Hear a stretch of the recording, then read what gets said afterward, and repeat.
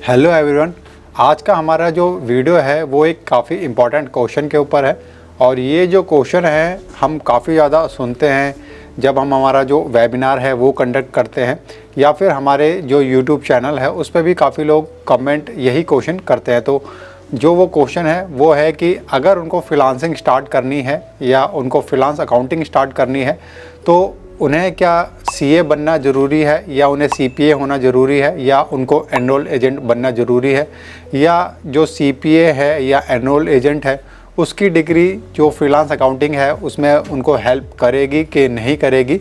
तो आज का हमारा जो वीडियो है उसमें मैं इन्हीं सभी क्वेश्चंस का आपको आंसर करूंगा कि अगर आप एक फ्रीलांस अकाउंटेंट बनना चाहते हैं तो आपको जो सीपीए या सीए है उसकी डिग्री की आपको ज़रूरत है कि नहीं, या फिर अगर आपके पास सिर्फ बीकॉम ग्रेजुएट की आपके पास डिग्री है या आप सिर्फ बीकॉम ग्रेजुएट हैं तो क्या आप जो फ्रीलांस अकाउंटेंट है वो बन सकते हैं या नहीं बन सकते।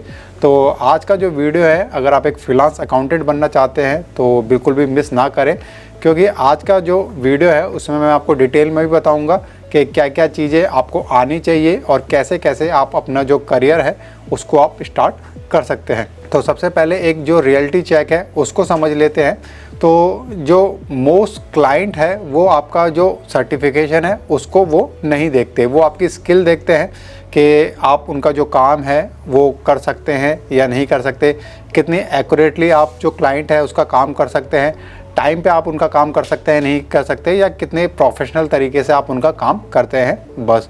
तो मोस्टली अगर मैं क्लाइंट्स की बात करूं वो यही चीज़ें देखते हैं कि आपके पास नॉलेज है कि नहीं और आप उनका काम कर सकते हैं कि नहीं।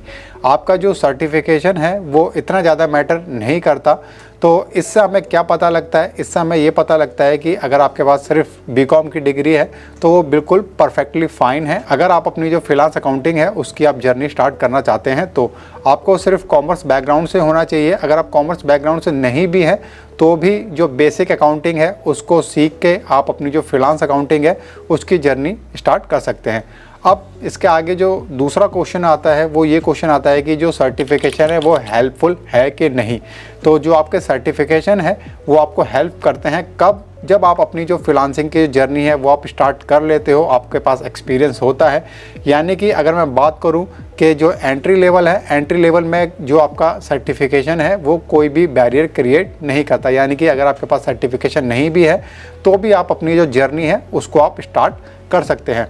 तो अगर आप अपनी जर्नी स्टार्ट करना चाहते हैं तो किन किन चीज़ों पे आपको काम करना चाहिए, तो सबसे पहले नंबर पे है आपको जो इंटरनेशनल अकाउंटिंग है उसके बारे में आपको सीखना चाहिए। जो इंटरनेशनल क्लाइंट है उसके साथ आप कैसे काम करेंगे, जैसे कि अगर आप फोकस करना चाहते हैं तो आप यूएस की जो अकाउंटिंग है उस पर आप फोकस रख सकते हैं, यूके की अकाउंटिंग पे आप फोकस रख सकते हैं, ऑस्ट्रेलियन के जो अकाउंटिंग सिस्टम है उसको आप समझ सकते हैं कि कैसे वहाँ पे अकाउंटिंग होती है।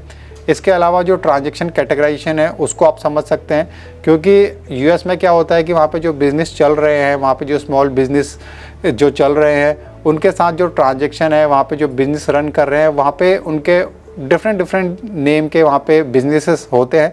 तो जो डिफरेंट नेम के जो बिज़नेस हैं उनकी जो ट्रांजैक्शन है किस अकाउंट के अंदर कैटेगराइज होगी, तो वो काफ़ी इंपॉर्टेंट होता है सीखना। इसके अलावा जो बैंक रिकन्सिलिएशन है, इंडिया में भी आप काफ़ी ज़्यादा जो बैंक रिकन्सिलिएशन है वो आप करते होंगे अगर आप एक अकाउंटिंग प्रोफेशनल हैं और पहले आप काम कर चुके हैं।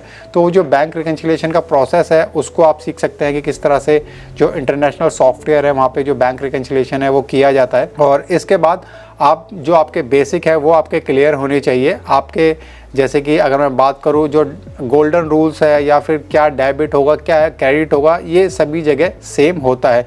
तो अगर ये आपका क्लियर नहीं है तो सबसे पहले इसको आप क्लियर करें।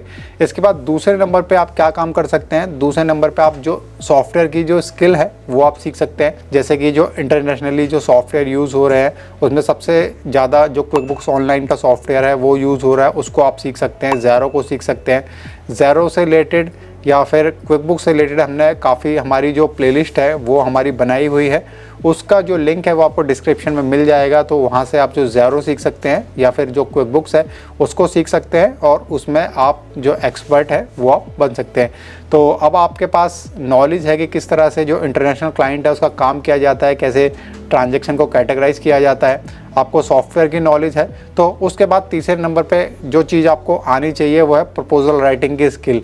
अभी जो प्रपोज़ल राइटिंग की जो स्किल है उसको काफ़ी लोग स्किल नहीं मानते और यही सबसे बड़ी प्रॉब्लम है जो बिगनर्स हैं, क्योंकि जो प्रपोज़ल राइटिंग है वो भी धीरे धीरे जब आप काफ़ी जो प्रपोज़ल है उसको लिखते चले जाते हैं क्लाइंट के लिए, तो आपको आइडिया होता चला जाता है कि किसी पर्टिकुलर क्लाइंट को किस तरह से प्रपोज़ल लिखना चाहिए। जैसे कि अगर आपको की चीज़ें बताऊं जो किसी भी प्रपोज़ल राइटिंग के अंदर होनी चाहिए, तो जैसे क्लाइंट की जो प्रॉब्लम है उसको आपको समझना चाहिए, उसको जो सॉल्यूशन है वो आप प्रोवाइड करो, क्योंकि जो क्लाइंट है वो चाहता है कि जिस प्रॉब्लम में है उसको सॉल्व किया जाए। इसके अलावा शॉर्ट में आपको अपनी बात बतानी चाहिए क्लाइंट को, क्योंकि क्लाइंट को अगर आप एक लंबा चौड़ा पैराग्राफ अगर आप लिख के देते हैं तो उसके पास इतना टाइम नहीं है। शॉर्ट में आप उसको प्रॉब्लम को सॉल्यूशन दो, इससे जो आपके चांसेस है वो काफ़ी ज़्यादा होते हैं कि जो प्रोजेक्ट है आपको वो मिले। यहाँ पे अभी अगर मैं रियलिटी चेक की बात करूँ कि लोग एग्जैक्टली करते क्या है, तो लोग एग्जैक्टली काफ़ी लोगों को ये कन्फ्यूज़न रहती है कि पहले उनको सर्टिफिकेशन कर लेना चाहिए या वो पहले सर्टिफिकेशन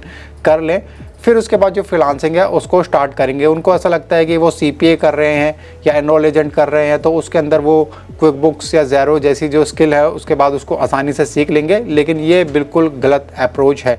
आप जो सर्टिफिकेशन लेने में CPA का सर्टिफिकेशन लेने में आपको 2 से 3 साल तक आपको ईज़िली लग जाते हैं और उतने टाइम में आप जो रियल एक्सपीरियंस है उसको आप बिल्ड कर सकते हो और सर्टिफिकेशन को आप बाद में भी ले सकते हो।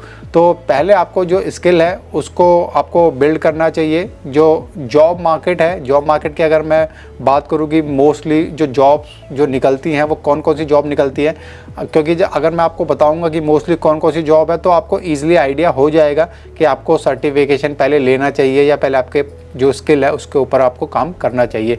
तो मोस्टली अगर मैं जॉब की बात करूँ तो बुक कीपिंग की जॉब, डेटा एंट्री की जॉब अकाउंटिंग के अंदर जिसमें इनवॉइस प्रोसेसिंग का काम है, बैंक रिकन्सिलिएशन काम, पेरोल का काम, AP का काम, AR का काम, रिपोर्टिंग का काम, ये काम काफ़ी ज़्यादा अकाउंटिंग में आउटसोर्स होता है। तो इनमें आपको कोई भी CPA या फिर एनरोल एजेंट बनने की ज़रूरत नहीं है। अगर आप ये नहीं भी हैं तो भी आपकी जो स्किल है उसके बेसिस पे ये सभी काम आप कर सकते हैं। तो अगर मैं ईयर वाइज इसको अगर डिवाइड करूं कि कैसे आप अपनी जर्नी पे काम कर सकते हैं, तो ईयर 1 आपके लिए होना चाहिए जिसमें आप स्किल सीखें, उसकी प्रैक्टिस करें और अपना जो पहला क्लाइंट है उसको आप लें। उसके बाद ईयर 2 में आप अपने जो रेट्स हैं उनको आप इंक्रीज़ करें। जैसे हो सकता है स्टार्टिंग में आप ज़्यादा चार्ज ना कर रहे हो, $5 ही आप चार्ज कर रहे हो, काफ़ी बेसिक रेट है, आप उसको ईयर 2 में आप बढ़ाएँ। फिर उसके बाद ईयर 3 में आप जो सर्टिफिकेशन है सर्टिफिकेशन के लिए जा सकते हैं, जिसमें आप एनरोल एजेंट का सर्टिफिकेशन ले सकते हैं या फिर आप जो CPA है उसका सर्टिफिकेशन ले सकते हैं। क्योंकि जब आपके पास नॉलेज है, एक्सपीरियंस है, तो अगर आपने जो सर्टिफिकेशन है वो अगर आपने लिया हुआ है तो आप जो क्लाइंट है उसको ज़्यादा जो रेट्स हैं वो भी आप रिक्वेस्ट कर सकते हैं। इसके अलावा आप जो क्विक बुक्स है और ज़ेरो है उसको अगर आप सीखना चाहते हैं तो जैसे मैंने अभी थोड़ी देर पहले आपको बताया, आप हमारी जो फ्री प्लेलिस्ट है उसको आप देख सकते हैं। और इसके साथ साथ हम जो हमारे लाइव ट्रेनिंग सेशंस हैं वो भी करते हैं जो कि बिल्कुल फ्री होते हैं। तो अगर आप हमारे जो लाइव सेशंस हैं उनको अगर आप अटेंड करना चाहते हैं तो उसके लिए भी जो फॉर्म का लिंक है वो आपको डिस्क्रिप्शन में मिल जाएगा। आपको फॉर्म को फिल करना है और उसके बाद आपको ऑटोमेटिकली हमारे जो टीम है उसकी तरफ से जब भी हमारा ट्रेनिंग प्रोग्राम होगा आपको जो मैसेजेस हैं वो आने लग जाएंगे। जो हमारा ट्रेनिंग प्रोग्राम है उसमें हम बताते हैं कि स्टार्ट कैसे करना है, क्लाइंट आपको कैसे मिलेगा, प्रपोजल आप कैसे लिखेंगे और जो प्राइसिंग है उसको आप कैसे सेट करेंगे। तो अगेन जो रजिस्ट्रेशन का जो लिंक है वो आपको डिस्क्रिप्शन में मिल जाएगा। फॉर्म को अभी फिल करो और याद रखो कि जो सर्टिफिकेशन है उससे ही सिर्फ आपका कैरियर नहीं बनेगा, आपको जो एक्शन है वो लेना होगा, जो स्किल है उसको आपको सीखना होगा। डेली आप 2 से 3 घंटे आप दो जिसमें आप जो स्किल है उस पर आप फोकस करो और कंसिस्टेंसी रखो और रिजल्ट आपको डेफिनेटली मिल जाएगा। अगर आज का वीडियो आपको हेल्पफुल लगा तो आप वीडियो को लाइक कर सकते हैं और अगर आप कोई भी फ्रीलांसिंग या अकाउंटिंग से रिलेटेड वीडियो मिस नहीं करना चाहते तो आप हमारे चैनल को सब्सक्राइब कर सकते हैं। और इसके अलावा अगर आपका कोई डाउट है तो आप कमेंट बॉक्स में भी पूछ सकते हैं। तो मिलेंगे नेक्स्ट वीडियो में। Keep learning, keep growing, bye.